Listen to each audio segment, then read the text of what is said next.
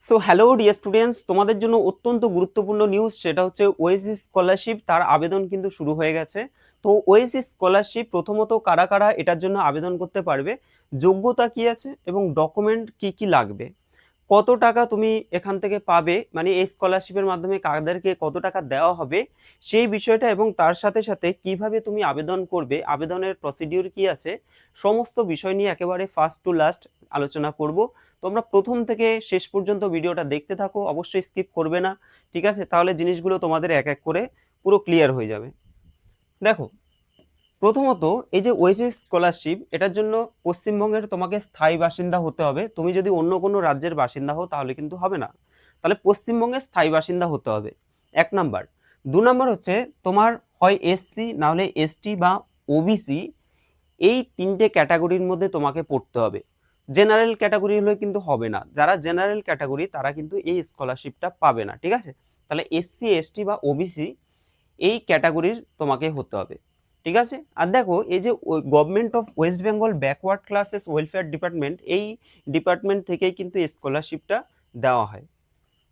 এবার দেখো, এই স্কলারশিপটার আরও কি কি শর্ত রয়েছে সেগুলো আমরা বলি। দেখো, এটাকে যদি আমরা দুটো ভাগে ভাগ করি, একটা হচ্ছে প্রি ম্যাট্রিক স্কলারশিপ আর একটা হচ্ছে post matric scholarship. Pre matric মানে কি? প্রি ম্যাট্রিক মানে হচ্ছে তুমি যদি ক্লাস 9-এ বা তুমি যদি ক্লাস 10-এ পড়ে থাকো, তুমি যদি ক্লাস 9 বা ক্লাস 10-এর একজন শিক্ষার্থী হয়ে থাকো, তাহলে তুমি এই প্রি ম্যাট্রিক স্কলারশিপটা ফিল আপ করবে। আর তুমি যদি ধরো 11, 12 বা আন্ডার গ্র্যাজুয়েট বা পোস্ট গ্র্যাজুয়েট, আইটিআই, ডিপ্লোমা বা পিএইচডি, এই জিনিসগুলো নিয়ে যদি তুমি স্টাডি করতে থাকো, মানে তুমি হয়তো এই ক্যাটাগরির মধ্যে যদি পড়ে থাকো, তাহলে তোমাকে পোস্ট ম্যাট্রিক স্কলারশিপের জন্য আবেদন করতে হবে। আশা করি এটুকুনি তোমরা বুঝতে পেরেছো। এবার দেখো, এক এক করে আমরা যদি ক্রাইটেরিয়াগুলো দেখি, প্রথমত বাসিন্দাকে অবশ্যই পশ্চিমবঙ্গের স্থায়ী বাসিন্দা হতে হবে, হলো। দ্বিতীয়ত জাতিগত শংসাপত্র, মানে কি? তোমাকে এসসি এসটি বা ওবিসি তোমার কিন্তু লিগ্যাল সার্টিফিকেট থাকা চাই, ঠিক আছে? এর সার্টিফিকেট কিন্তু তোমাকে দেখাতে হবে। তৃতীয়ত পারিবারিক ইনকাম, অর্থাৎ ফ্যামিলি ইনকাম কত থাকতে হবে? ফ্যামিলি ইনকাম এসসি এসটি প্রার্থীদের ক্ষেত্রে বার্ষিক পারিবারিক ইনকাম হচ্ছে 2.5 লক্ষ টাকা। তাহলে যদি এসসি এসটি হও তাহলে হচ্ছে 2.5 লক্ষ টাকা, ঠিক আছে? বার্ষিক ইনকাম 2.5 লক্ষ টাকা। আর যদি ওবিসি ক্যাটাগরি যারা রয়েছে তাদের ফ্যামিলি ইনকাম বার্ষিক হচ্ছে 1 লক্ষ টাকা। বোঝা গেল? তাহলে এসসি এসটি হলে 2.5 লক্ষ টাকা, তার যদি বেশি হয় তাহলে কিন্তু সেই স্কলারশিপটা পাবে না। আর যদি ওবিসির ক্ষেত্রে তাদের বার্ষিক ইনকাম কিন্তু 1 লক্ষ টাকার কম হতে হবে। নেক্সট দেখো, শ্রেণী ও শিক্ষাস্তর, অর্থাৎ নবম ও দশম শ্রেণীর জন্য প্রি ম্যাট্রিক, ঠিক আছে? সেই ক্ষেত্রে এসসি এসটি, এটা ওবিসিও হবে, এসসি এসটি বা ওবিসি শিক্ষার্থীরা আবেদন করতে পারবে। আর 11-12 বা কলেজ বা উচ্চশিক্ষার ক্ষেত্রে যেটাকে আমরা বলছি পোস্ট ম্যাট্রিক, সেটার ক্ষেত্রে এসসি এসটি ওবিসি আবেদন করতে পারবে, এটা অলরেডি বলা হয়ে গেছে। নেক্সট দেখো, প্রি ম্যাট্রিক স্কলারশিপের যোগ্যতা কি? তো এটা অলরেডি আমি বললাম যে 9-10 প্রি ম্যাট্রিক মানে হচ্ছে তোমার 9-10 স্টুডেন্টরা দিতে পারবে, ঠিক আছে? 9-10 স্টুডেন্টরা দিতে পারবে। আর হচ্ছে এসসি এসটি বিভাগ, অর্থাৎ এসসি এসটির জন্য হচ্ছে 2 লাখ টাকার কম ইনকাম দেখাতে হবে বা সেটা থাকতে হবে। আর যাদের ওবিসি আছে, ওবিসিদের ক্ষেত্রে 1 লাখের কম ইনকাম থাকতে হবে, ঠিক আছে? এটা হচ্ছে বার্ষিক ইনকাম। আচ্ছা, এটাও তাই, এটাও বলেই দিলাম। নেক্সট দেখো, এইবার ধরো তুমি যে ফর্ম ফিল আপটা, মানে যে এর জন্য যে অ্যাপ্লাই করবে সেটা কোথায় করবে, অবশ্যই আমি তোমাদেরকে বলবো যে তোমরা সাইবার ক্যাফে যাও, সাইবার ক্যাফে গিয়ে তারপরে এটাকে অ্যাপ্লাই করো, ঠিক আছে? সাইবার ক্যাফে যাবে, অ্যাপ্লাই করবে, কিন্তু সাইবার ক্যাফে তুমি কোন কোন নথি, মানে তোমার কোন কোন ডকুমেন্টস নিয়ে যেতে হবে সেটা তোমাদের একটু জেনে নিতে হবে। তাহলে প্রয়োজনীয় নথিপত্রের তালিকা, কি কি ডকুমেন্টস লাগবে? আধার কার্ড মাস্ট, আধার কার্ড কিন্তু লাগবেই। তাহলে স্কলারশিপ পোর্টালে দেওয়া তথ্যের সাথে আপনার নাম বা অন্যান্য বিবরণ হুবহু মিল থাকতে হবে, ঠিক আছে? তাহলে আধার কার্ড হিসেবে সেটা আধার কার্ড তোমাদের এখানে দিতে হবে, আধার কার্ডের নাম্বারটা লাগবে। জাতিগত শংসাপত্র যেটা আছে, কাস্ট সার্টিফিকেট, তো এসসি এসটি বা ওবিসি যে শ্রেণীভুক্ত যদি তুমি হও তাহলে তার সার্টিফিকেট তোমাকে অবশ্যই নিয়ে যেতে হবে। আর ইনকাম সার্টিফিকেট, দেখো ইনকাম সার্টিফিকেটটা এটা অত্যন্ত গুরুত্বপূর্ণ। সরকারি কর্মকর্তা যেমন বিডিও বা পিও, পোস্ট অফিস বা বিডিও থেকে তোমাদেরকে এই পারিবারিক ইনকাম যেটা ফ্যামিলি ইনকাম সেটা কিন্তু নিয়ে আসতে হবে, ঠিক আছে। নেক্সট দেখো মার্কস সার্টিফিকেট, অর্থাৎ বলছে যে আপনার শেষ চূড়ান্ত পরীক্ষার পাস সার্টিফিকেট তোমাকে দিতে হবে। তুমি যদি ক্লাস 9-এ পড়ো তাহলে তোমাদের 8-এ যে পাস করেছো সেই রেজাল্টটা তোমাকে দিতে হবে। তুমি যদি 10-এ পড়ো তাহলে 9-এর যে অ্যানুয়ালের যে রেজাল্টটা সেটা তোমাকে দিতে হবে, ঠিক আছে। ভর্তির প্রমাণ, চলতি শিক্ষাবর্ষের ভর্তির রসিদ অথবা কলেজের বোনাফাইড সার্টিফিকেট, অর্থাৎ তুমি এখন যেই ক্লাসে পড়ছো, তুমি যদি 9-এ পড়ো বা তুমি যদি 10-এ পড়ো, তাহলে তোমাদের যে রসিদটা থাকে ভর্তির যে প্রমাণপত্র সেটা তোমাকে দিতে হবে। ব্যাংকের পাসবুক থাকবে এবং সেই ব্যাংকটা বলছে যে সচল ব্যক্তিগত ব্যাংক অ্যাকাউন্ট, ঠিক আছে, ব্যক্তিগত ব্যাংক অ্যাকাউন্ট যা আধারের সাথে লিঙ্ক করা আছে। অবশ্যই ব্যাংকটা যেন আধার কার্ডের সাথে লিঙ্ক করা থাকে এবং সঠিক আইএফএসসি কোড যুক্ত হবে। অবশ্যই সমস্ত ব্যাংকেরই আইএফএসসি কোড থাকে। আচ্ছা নেক্সট দেখো ছবি, তোমাকে কিন্তু একটা পাসপোর্ট সাইজের সাম্প্রতিক পাসপোর্ট সাইজের একটা ছবি দিতে হবে। আচ্ছা এটা দেখো NSP OTR ID, NSP OTR ID বলছে এসটি শিক্ষার্থীদের জন্য বাধ্যতামূলক ওয়ান টাইম রেজিস্ট্রেশন এর প্রমাণ।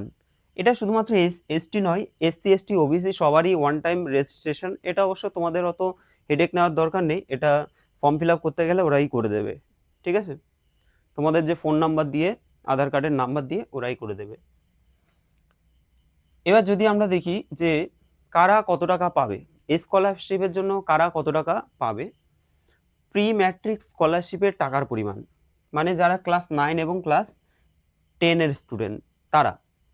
ডে স্কলার যদি হয়ে থাকে, অর্থাৎ যারা বাড়ি থেকে যাতায়াত করে, তোমরা জেনারেলি কি বাড়ি থেকে যাতায়াত করো এরকম যারা রয়েছে আর কি, তো প্রতি মাসে তাদেরকে 150 টাকা করে দেওয়া হবে। তাহলে প্রতি মাসে কত করে দেওয়া হবে, 150 টাকা করে প্রতি মাসে পার মান্থ। এবং অতিরিক্ত অ্যাডহক গ্র্যান্ট হিসেবে 750 টাকা কিন্তু ওয়ান টাইম দেওয়া হবে। তাহলে বুঝতে পারছো, ধরো 150 টাকা করে তুমি যদি 12 মাসে পাও, মানে এক বছরে বা 12 মাসে, তাহলে কত টাকা পাচ্ছ হিসাব করো। শূন্য, ধরো 5 12 60 শূন্য হাতে আছে 6, 12 কে 12 1800। এবার 1800 টাকা পাচ্ছ, তার সাথে তোমাকে একটা 750 টাকা আলাদা করে একটা বোনাস বলতে পারো সেটা দেবে। তাহলে এটা কত হয়ে যাচ্ছে, 2550 টাকা। দেখো 2200, 1800 আর 750। আচ্ছা এটা 150 কি বললাম, 12 5 12 60 শূন্য হাতে আছে 6, 12 কে 12 আর 6 হচ্ছে 18, ঠিকই তো আছে। আর যদি আমরা 750 ধরি তাহলে হচ্ছে কত, 15। হ্যাঁ এটা 2200 550, যাই হোক এরকম রয়েছে, এটা কেন এরকম আসলো। তাহলে প্রতি মাসে এটা মনে রাখো যে 150 টাকা করে দেবে, আর হচ্ছে মান্থলি যেটা মানে আলাদা করে 750 টাকা দেবে। টোটাল হচ্ছে তোমার 2250 বা 2550 এরকম হবে। আর যারা হোস্টেলে থাকে, হোস্টেলারদের জন্য, যারা হোস্টেলে থাকে তাদের জন্য প্রতি মাসে দেবে 750 টাকা করে, এবং বছরে অতিরিক্ত অ্যাডহক হিসেবে 1000 টাকা করে দেওয়া হবে, ঠিক আছে। মোট হচ্ছে 8500 টাকা বছরে দেওয়া হবে। এটা হচ্ছে তাদের প্রি ম্যাট্রিক। এবার পোস্ট ম্যাট্রিক যারা রয়েছে, পোস্ট ম্যাট্রিকের ক্ষেত্রে স্কলারশিপের জন্য দেখো একাদশ থেকে একেবারে পিএইচডি পর্যন্ত, 11 থেকে একেবারে পিএইচডি পর্যন্ত যারা আছে তাদের ক্ষেত্রে এটাকে 4টে ক্যাটাগরিতে ভাগ করা যেতে পারে। তাহলে 4টে ক্যাটাগরির মধ্যে প্রথম হচ্ছে গ্রুপ 1। এবার গ্রুপ 1-এর ক্ষেত্রে দেখো যারা medical student, engineering student, BSc student, agriculture, MCA, MPhil, PhD বা এলএলএম, এই ক্যাটাগরির মধ্যে যারা আছো তাদেরকে ডে স্কলারের ক্ষেত্রে 550 টাকা পার মান্থ, আর যারা হোস্টেলে থাকো তাদের জন্য 1200 টাকা পার মান্থ দেওয়া হয়, ঠিক আছে। নেক্সট দেখো এবার হচ্ছে গ্রুপ 2, সেকেন্ড যে গ্রুপ রয়েছে সেখানে আছে ধরো B pharm, LLB, BSc nursing, স্নাতকোত্তর, আর হচ্ছে হোটেল ম্যানেজমেন্ট, ঠিক আছে। এই ক্যাটাগরির যারা রয়েছে, যারা এইগুলো নিয়ে পড়াশোনা করছো তাদের ক্ষেত্রে ডে স্কলারশিপের ক্ষেত্রে ধরো 550 টাকা করে পার মান্থ, 530 টাকা করে পার মান্থ, আর হোস্টেলের ক্ষেত্রে 820 টাকা পার মান্থ, ঠিক আছে। এবার হচ্ছে গ্রুপ 3, গ্রুপ 3-র মধ্যে দেখো কি আছে, সাধারণত স্নাতক ডিগ্রি অর্থাৎ বিএ, বিএসসি বা বিকম যারা রয়েছে সেই ক্যাটাগরির স্টুডেন্টরা তারা হচ্ছে 300 টাকা করে পার মান্থ পাবে। আর যারা হোস্টেলে থাকছে তাদের জন্য 750 টাকা করে পার মান্থ। ওকে, নেক্সট হচ্ছে গ্রুপ 4। তো এই ক্যাটাগরির মধ্যে কি আছে, যারা 11 আছো, 12 আছো, আইটিআই, পলিটেকনিক বা ডিপ্লোমা কোর্সে যারা ভর্তি হয়েছে, যারা রয়েছে, তারা মাসে ওই যে ডে স্কুলের ক্ষেত্রে, ডে স্কলারশিপের ক্ষেত্রে 230 টাকা করে পার মান্থ, আর যদি হোস্টেল হয়ে থাকে তাহলে 380 টাকা করে পার মান্থ তোমরা পেয়ে থাকবে। নেক্সট দেখো, এবার দেখো এই যে এটা হচ্ছে অফিসিয়াল ওয়েবসাইট, যেটা হচ্ছে দেখো oasis.westbengal.wb.gov.in, oasis.wb.gov.in, বা তোমরা ওয়েসিস স্কলারশিপ যদি লেখো তাহলেই তোমাদের ফার্স্ট যে ওয়েবসাইটটা আসবে সেটা এটাই চলে আসবে, ঠিক আছে।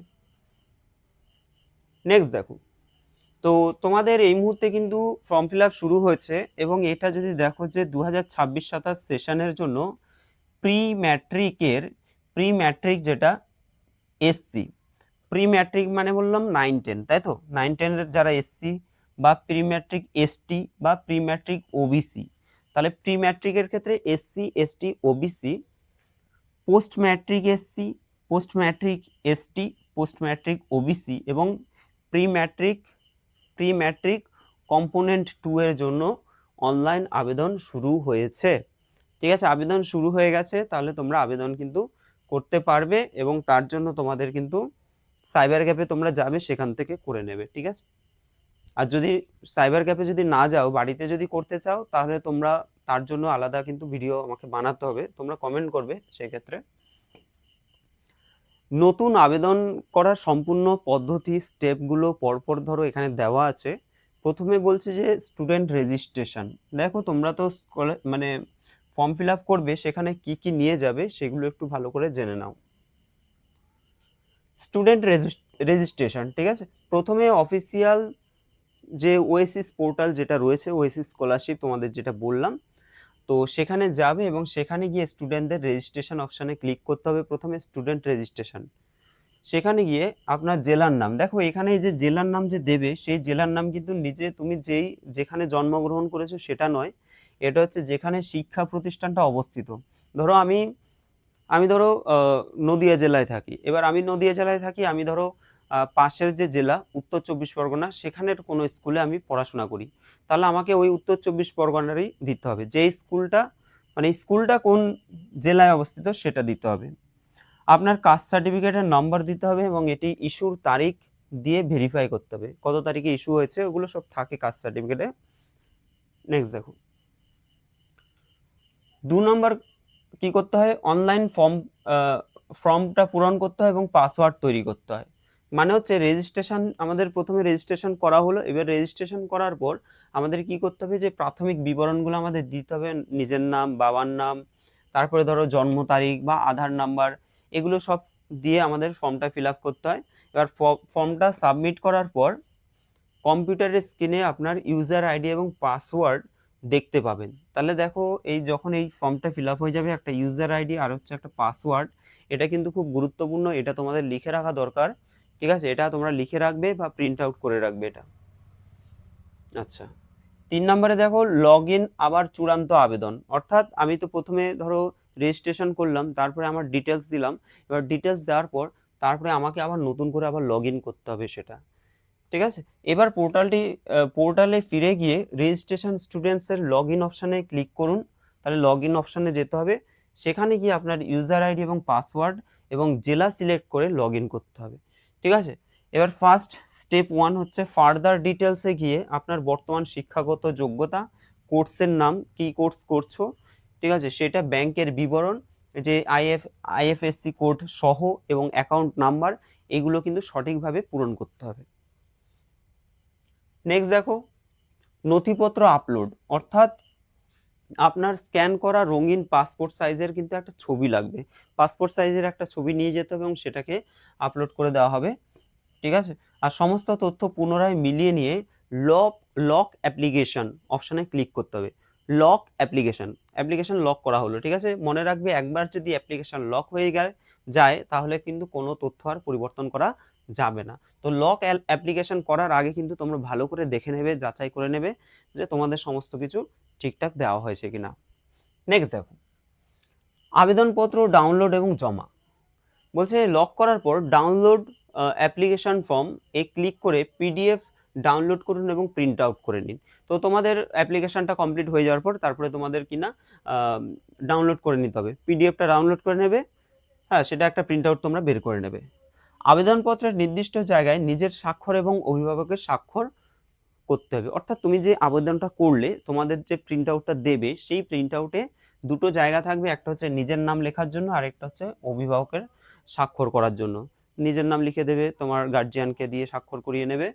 এবার বলছে প্রিন্ট করা আবেদনপত্রের সাথে প্রয়োজনীয় সমস্ত ডকুমেন্টসের জেরক্স কপি কিন্তু তোমাকে নিয়ে যেতে হবে। কি কি?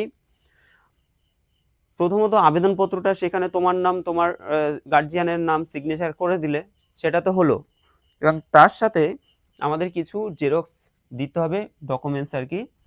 সেটা হচ্ছে আধার কার্ডের xerox, income certificate xerox, caste certificate xerox, রেজাল্টের জেরক্স, অর্থাৎ তুমি যে ক্লাসে এখন পড়ছো তার আগের ক্লাসের রেজাল্টের জেরক্স, ব্যাংকের যে পাসবুক আছে সেই পাসবুকের জেরক্স।